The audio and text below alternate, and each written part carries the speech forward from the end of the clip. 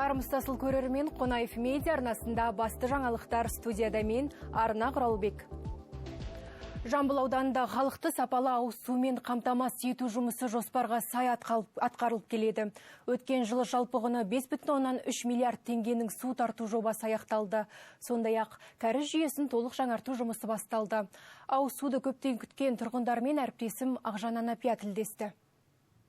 Нәдима Тұрсын Ұзнағаш ауылындағы жаңадан салынған ықшам ауданда тұрады. Көшелерінде көп жылдан бері орталықтандырылған ауыз су желісі болған жоқ. Сондықтан суды сырттан тасуға мәжбүр еді. Ал былтыр үйлеріне су келіп, тұрмыс шаруасы жеңілдеді. Көп уақыт су болмаған, суды біз орталық көшеден тасып ішетінбіз, машинамен, арнайы ыдыстармен. Осы жақын арадан бері бізге су қосылып, осы орталық су қосылды да бізге өте жақсы тиімді болды. Суымыздың несі өте жақсы. Напоры өте жақсы. Аудандағы 3000 отбасы 3-4 жыл бойы суды тасып ішетін, көбі құдық қазып жер асты суын пайдаланды. Былтыр 100 шақырымға жуық су құбыры тартылды. Нәтижесінде халық сапалы ауыз сумен қамтамасыз етілді. Өзінің ескі ауылының массивін 2016 жылы реконструкция жасалған болатын.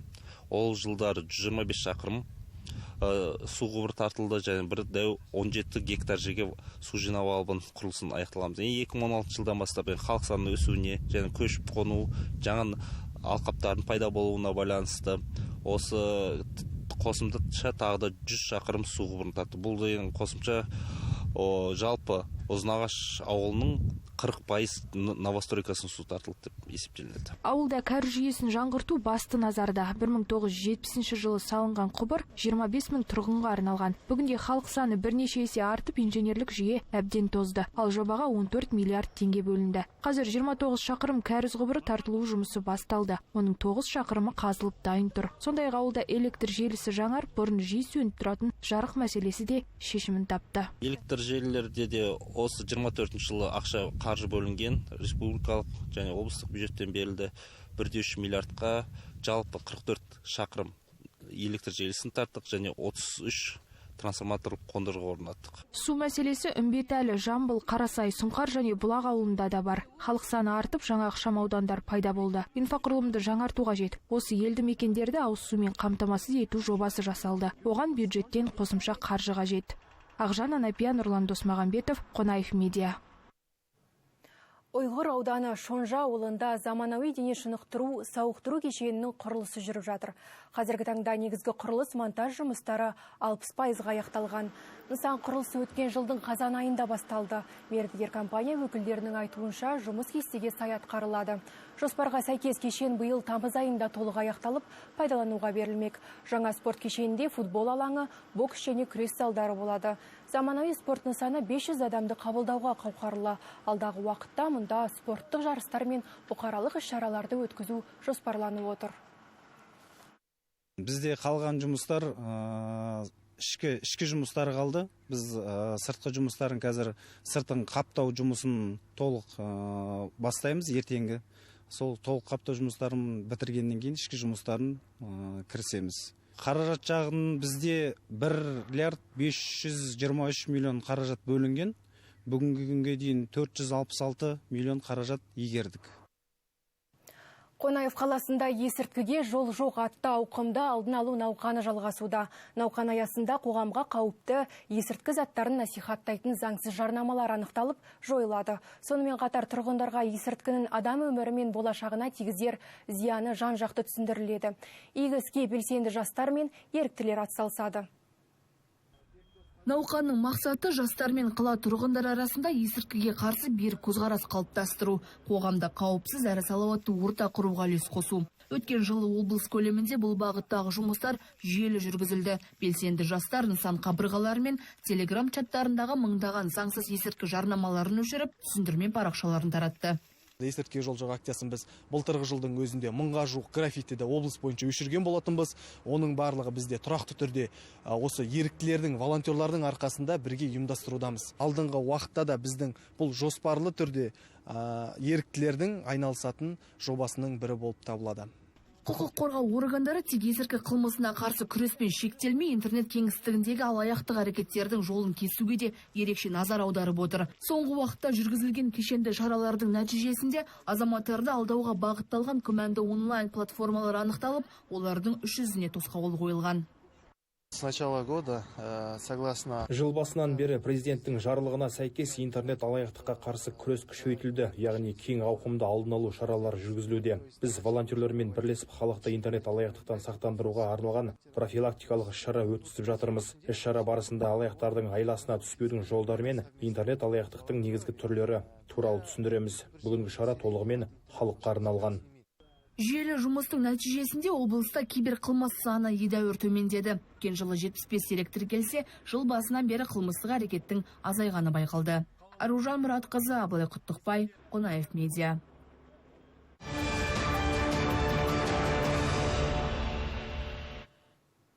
Қонаев медиа телеарнасы Дінмұхамед Қонаев атындағы халықаралық қормен ынтымақтастық туралы меморандумға қол қойды.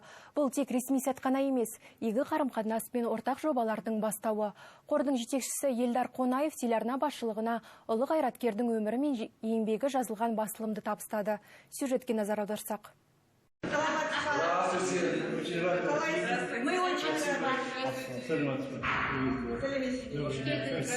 Бұл серіктестік тек ұжым үшін ғана емес, халыққа сапалы әрі нақты ақпарат ұсынатын маңызды қадам. Елдар Қонаев арнаның ашылуымен құттықтап ақжарма тілегін айтты. Вот как раз сама книга воспоминаний самого Димаша Ахметовича Қонаева, қазақша. Вот. А еще две книги, это как раз два тома. Это вот то, что сейчас занимается фонд, собирает вот Өмір және еңбек шежіресі.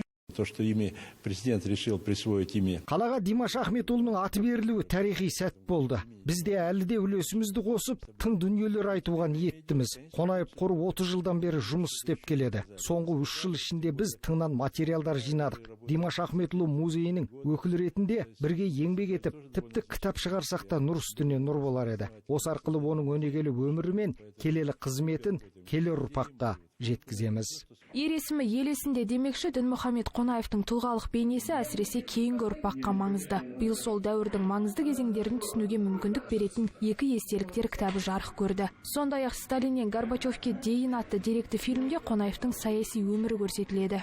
И, конечно, мы бы хотели бы совместно работать с каналом. Қонаев медиа телеарнасымен арада серіктестік орнағаны өте бір игі іс болды. Арада тек жаңалықтардан бөлек шығармашылық бағытта тың жобалар жасауға мүмкіндік алғанымыз тіптен қуантады. Димаш Ахметұлына арналған бірлескен жобалар жасасақ та болады. Алда өнімді жұмыстар атқарамыз деген сенімдемін. Қор қайраткердің жеке ЗИЛ-114 автокөлігін қалпына келтірді. Сол заманда бұл көлік тек саяси бюро мүшелерінің жүруіне арналған жалғыз кеңестік автокөлік еді. Көктемде Қонаев қаласына бірлескен сапар ұйымдастыру жоспарланып отыр. Ақжан Анапия, Дәурен Қажыбаев, Қонаев медиа. Жырлайды жүрек. Алматыдағы ұлттық мұражайда Ағиық ақын Мұқағали Мақатаевтың 95 жылдық мерейтойына арналған әдеби сазды кеш өтті. Рухани шарада ақынның туған топырағы Қарасаздан келген көшпелі көрме қонақтар назарына ұсынылды. Тақырыпты кеңірек тілшіміз толықтырады. Орталық мұражайға жиналған зиялы қауым мен жастардың қарасы қалың болды. Жырлайды жүрек атты әдеби сазды кеште қаламгерлер жарыса сөз алып, мұзбалақ ақынның сыршыл да нәзік иірімге толы жыр жолдарына тереңнен үңілуге тырысты. Халық қазынасына айналған ақынның бай мұрасы енді ұрпақпен бірге мәңгі жасай беретінін айтты. Мысалы айтады, қазақтың қара өлеңі қасиетін, онда бір сұмдық сыр бар естілмеген дейді. Көрдіңіз бе? Қара өлең арқылы өзі айтады ғой. Ақынмын деп мен қалай айталамын, халқымның өз айтқанын қайталадым. Көпігеген қазақтың қара өлеңін шекпен жау өзіне қайтарамын дейді. Үш бақытымды білмейтін бала жоқ қазір, көрдіңіз бе мысалы? Ол не? Ол Мұқағалидың халықшылдығы. Өйткені Марат Қабанбаевтың сөзі бар. Мұқағалидың миына ұлттың коды жазылған ақын дейді. Көрдіңіз бе? Алатау төрінде өткен игі шараға ақынның туған топырағы қасиетті Қарасаздан көшпелі көрме жетті. Мұнда Мұқағали Мақатаев музейінің 100-ге тарта экспонат қоры келушілер назарына ұсынылды. Арасында өз қолымен ұстаған заттары, киім-кешегі, сондай-ақ кітаптары мен құжаттарының қолжазбасы бар. Көрмемізге өздеріңізде куәсі болып жатсыздар. Келген көрермендер асқан ынтызарлықпен қарап, өздеріне шабыт алып, мұқағали атамыздың өлеңіне, поэзиясы деген құмарлықтарын білдіріп, мінекей көрмені кереметтей, әсіресе жастар, студенттер қазір келіп жатқан кереметтей тамаша қарап көріп жатыр. Өздеріңізді байқап отырсыздар. Ақынның көп өлеңі Алатау бөктерінде жазылды. Сондықтан тарихи құндылықтар ордасында өткен рухани кешке Мұқағали Мақатаевтың жақындары да құр қол келмепті. Атамыздың қолында ұстаған бір 2-3 шынысын, соның тарелкасын алып келдім. Оның сыртында атамыздың өмірінің соңғы күндерінде пижамасы бар еді.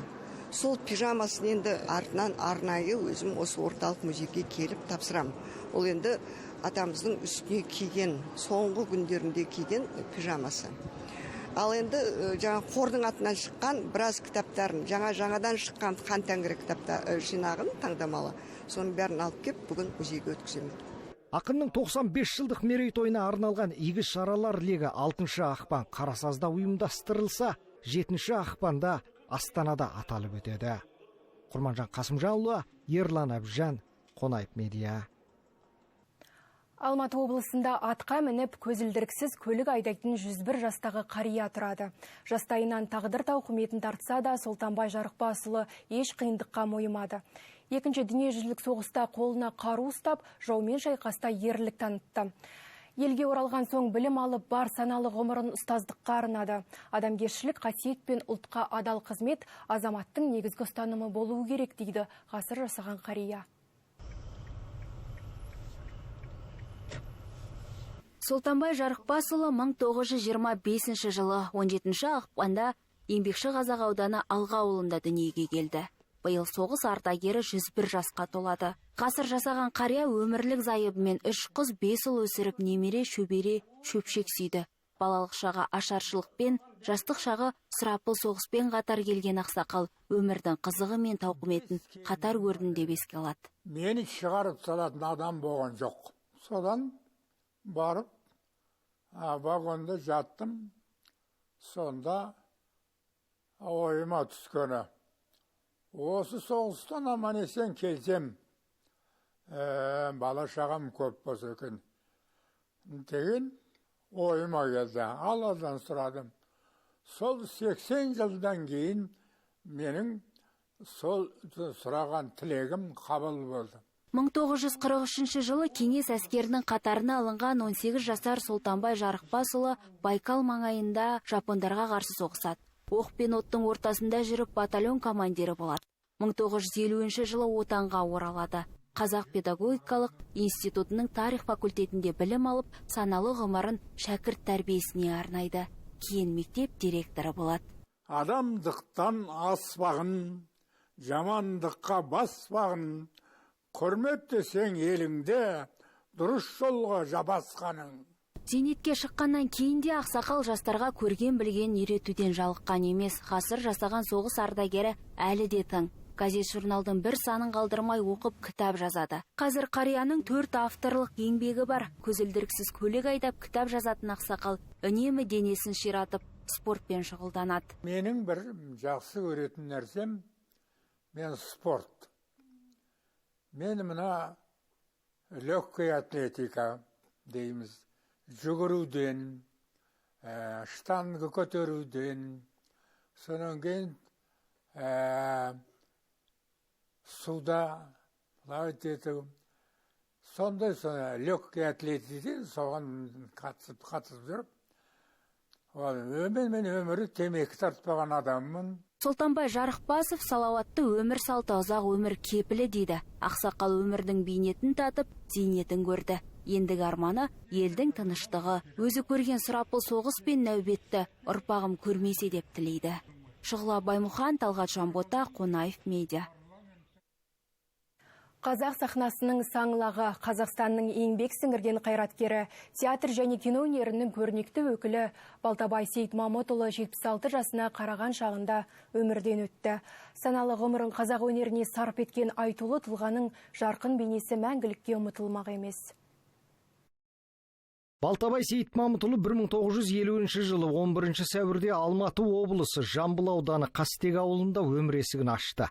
Мұхтар Әуезов атындағы мемлекеттік академиялық театр жанындағы театр студиясында және Темірбек Жүргенов атындағы Қазақ мемлекеттік театр және кино институтында жоғары білім алды. Ол облыстық театрларда тәжірибесін шыңдап, Әуезов театрында жемісті еңбек етті. 1984 жылдан зейнет жасына дейін Ғабит Мүсірепов атындағы Қазақ мемлекеттік балалар мен жасөспірімдер академиялық театрында әртүрлі образдарда нақышына келтіре сомдады. Сөйтіп халықаралық театр фестивальдерінің бірнеше мәрте жүлдегері, алтын қанатты адам сыйлығының иегері атанды. Балтабай ағамыз енді театр және кино өнерінің саңлағы. Екеуінде де үлкен із қалдыра алған ірі тұлға ғой. Біздің Ғабит Мүсірепов атындағы балалар мен жасөспірімдер театрында көп жыл қызмет істеді. Ақсақалымыз болды, біз әріптес болдық. Мен әдебиет бөлімінде меңгеруші болып жұмыс істедім. Әріптес болдық. Ол кісінің енді батыр болмысы мен мінезі, жан дүниесі бәрі қабысып жатқан таудай азамат еді. Әріптестерімізге, театр өнеріндегі актерларға, кино өнеріндегі саңлақтардың бәріне көңіл айтамыз. Сирек кездесетін талант иесі Балтабай Сейітмамытұлы классикалық және заманауи драматургияны терең философиямен нық қабыстырған санаулы актерлардың бірі. Ол өз өнерімен ұлттық мәдениеттің өркендеуіне өлшеусіз үлес қосқан талассыз дарын иесі. Марқұмның 50-ге тарта киноға түсіп, театр сахнасында 60-тан аса қойылым сахналағаны бұл сөзіміздің айғағы. Мен бала кезімде айтқам, кім боласың деген дәріс болам дейтім. Сол бала кезінде айтқан нәрсе орындалады екен. Мәдениет және ақпарат министрлігінің көңіл айту жедел хатында Балтабай Сейітмамытұлының ғибратты ғұмыры мен өнегелі өмір жолы, сондай-ақ жарқын бейнесі халқымыз жадында мәңгі сақталады делінген. Марқұм туған топырағы Қастек ауылына жерленеді. Оның батыр тұлғалы сон бейнесі туған елімен бірге жасай берері хақ. Бүгін арнамызға келіп түскен ақпараттар легі осындай. Назар салып тыңдағандарыңызға рахмет. Аман сау болыңыздар.